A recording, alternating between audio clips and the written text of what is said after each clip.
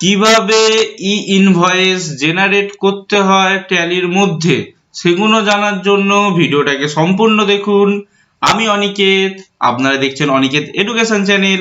চলুন শুরু করা যাক। ফার্স্টে আমি ট্যালি ওপেন করে নেব। ওকে, এখানে আমার একটা কোম্পানি ক্রিয়েট করা রয়েছে অনিকেত এডুকেশন প্রাইভেট লিমিটেড বলে। এবার কোম্পানি ক্রিয়েশন কিভাবে করতে হয় তার জন্য আমি সেপারেট ভিডিও বানিয়ে রেখেছি, সেটা আমি উপরে আই বাইকন নিচে আমি ডিসক্রিপশন বক্সে দিয়ে দেবো, সেখান থেকে আপনারা ভিডিওটা ওয়াচ করে নেবেন। ওকে, আজকে আমাদের টপিক কি আছে, আমরা ই ইনভয়েস করবো ট্যালির মাধ্যমে। ঠিক আছে, এবার ই ইনভয়েসটা কাদের ক্ষেত্রে অ্যাপ্লিকেবল হয়? আপাতত এখন নতুন রুলস অ্যান্ড রেগুলেশন অনুযায়ী, GST new rules and regulation অনুযায়ী যাদের বিজনেস মানে টার্নওভার 5 করোড়ের ওপর, ওকে, যাদের 5 করোড়ের ওপর টার্নওভার চলে গেছে তাদের ক্ষেত্রেও এখন ই ইনভয়েসটা ম্যান্ডেটরি করে দিয়েছে গভর্নমেন্ট থেকে। ওকে, সেই ক্ষেত্রে ই ইনভয়েসটা আমরা পার্টিকুলার যখনই কাউকে আমরা বিক্রি করব মাল বা সেল, আমরা যখন সেল করব সেই ক্ষেত্রে ডাইরেক্ট সেটা আমাদের ই ইনভয়েসের মাধ্যমে পোর্টালে শো করে যাবে। ওকে, যার ফলে সুবিধাটা কি হবে, আমরা আগে থেকে ক্যালকুলেট করে নিতে পারবো যে সে আমার ইনভয়েসটা পোর্টালে দেখাচ্ছে কিনা এবং সাথে সাথে তার ইনপুট আমরা পাচ্ছি কিনা। রাইট, সেক্ষেত্রে আমাদের এই একটা কোম্পানি রয়েছে যার টার্নওভার 5 করোড়ের ওপর চলে গেছে। ওকে, সেক্ষেত্রে আমি ই ইনভয়েসটা জেনারেট করতে চাই ট্যালির মাধ্যমে। ঠিক আছে, তার জন্য ফার্স্ট অফ অল আমাদের ই ইনভয়েসটা আমাদের অ্যাপ্লিকেবল করতে হবে। তার জন্য আমরা ফার্স্টে কি করব, অল্ট প্লাস কে করব বা আমরা F11 টিপেও আমরা ফিচার্সের অপশন অন করব।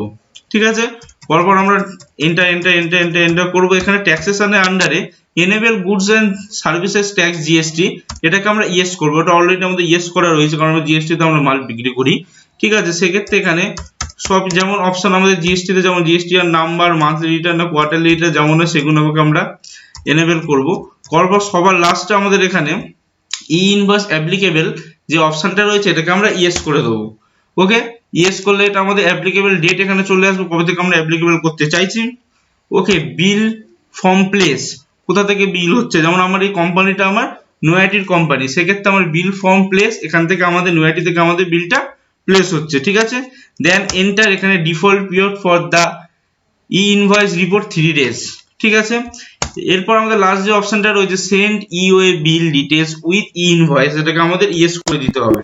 দেন ইয়েস করে দেওয়ার পর এটাকে টোটালি আমাদের কন্ট্রোল প্লাস এ বা অ্যাকসেপ্ট করে আমার জিনিসটাকে বেরিয়ে যেতে হবে। এরপর আবার আমরা কি করব, কন্ট্রোল প্লাস এ তে জিনিসটাকে টোটালটাকে সেভ করে নেবো। ব্যাস, আমাদের ই ইনভয়েসের সেটআপটা আমাদের রেডি করা হয়ে গেছে। ঠিক আছে, এবার ফার্স্ট অফ অল আমাদের ই ইনভয়েসের বিল কাটার জন্য আমাদের চলে আসতে হবে ভাউচার্সের মধ্যে। ঠিক আছে, ভাউচার্সের মধ্যে আসার পর আমার সেলস ভাউচারের মধ্যে ওপেন করা আছে বা আমরা এখানে সেলসের মধ্যে চলে আসবো।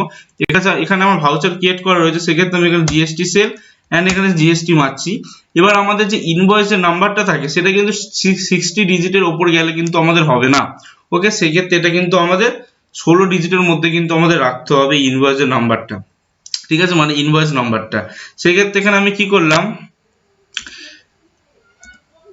এখানে আমাদের ই এ করলাম 2223 আর সাপোজ আমাদের নাম্বার হচ্ছে 001।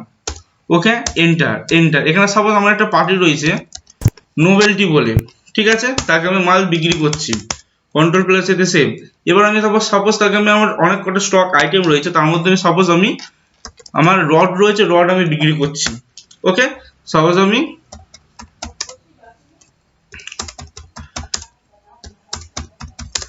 রড বিক্রি করছি। ওকে, অটোমেটিক আমার এখানে জিএসটি ক্যালকুলেশন হয়ে গেল। এন্টার। এবার লাস্ট আমাদের এখানে অপশন চলে আসছে প্রোভাইড ই ইনভয়েস ডিটেলস, এটাকে আমরা ইয়েস করব। ইয়েস করলে আমাদের এখানে কি চাইছে, বিল টু প্লেস, মানে কোথায় বিলটা কোথাকার জন্য প্লেস করা হচ্ছে। সাপোজ আমি কলকাতা করে দিলাম।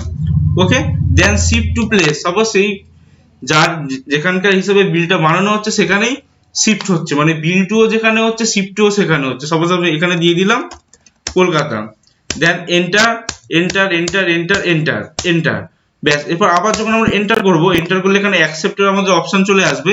জিনিসটাকে যখনই আমরা অ্যাকসেপ্ট করব তখন এখানে বলে দিচ্ছি do you went to generate e-way bill, মানে do you went to generate E invoice, আমরা বললাম ইয়েস।